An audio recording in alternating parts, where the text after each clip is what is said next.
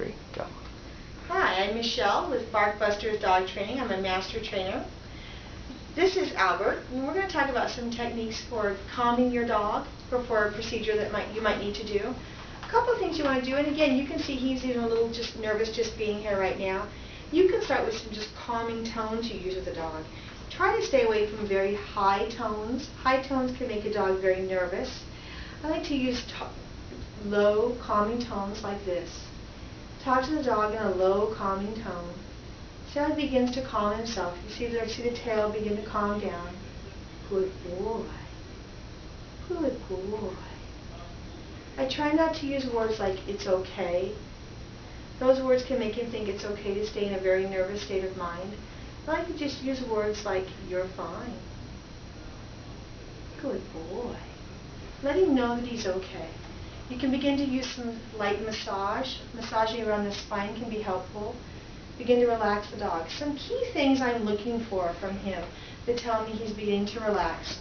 Certainly if he were to lie down, those are things that tell me he's beginning to relax. An open mouth. I'm looking for an open, panting mouth. Those are always good signs the dog is beginning to relax.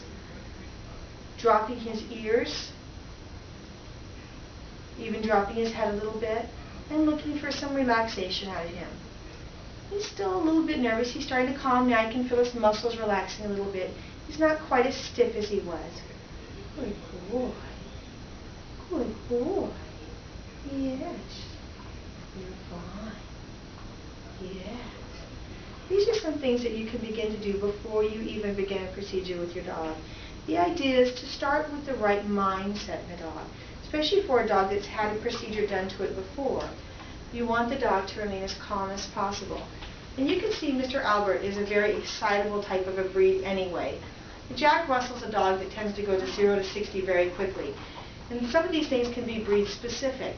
So if you have a breed of a dog that's a very excitable breed, you can get them calm and very quickly they can be very excited thereafter. Some breeds stay calmer for longer periods of time than others. Good boy. Some things that may help with this would be a leash and a collar, or a harness and a leash. These will help you just to keep your dog in your general area.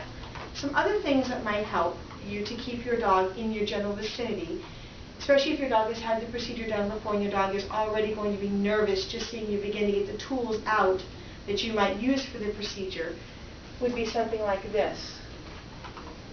A towel or even a muzzle. Something that you might consider would be some treats or even a Kong toy. If you were to put a little bit of, you can see he knows a Kong, a little bit of peanut butter on the end of a Kong, and you can hold it and the dog can lick the peanut butter out.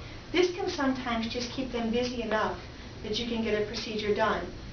There are some items like a bully stick or a bone that you can hold and the dog can chew on it. That will help. Now you can see he's very anxious right now and he's getting nervous again.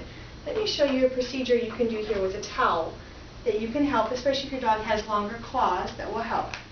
You can use a towel with a towel wrap. Come here, buddy. Boy.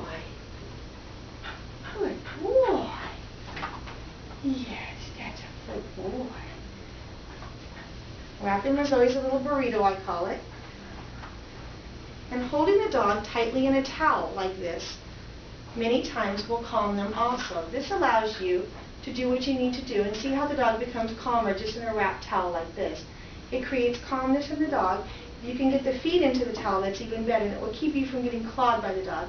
And many times you can do whatever you need to do with your dog by simply wrapping them in a towel and holding them like this. The other thing you might need would be a muzzle. A muzzle would be for a dog that has a propensity toward biting you or snapping at you. And if you want to prevent that from happening, you might use one of those. Did you give me a muzzle? Easy. I tend to use these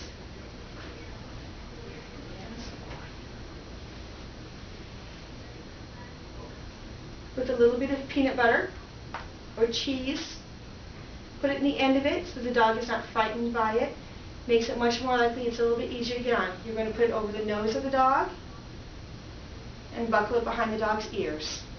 This will prevent you from being bit by your dog and still allow you to get to the procedure you want to. Good boy. Good boy. And allow you to do the things you need to do.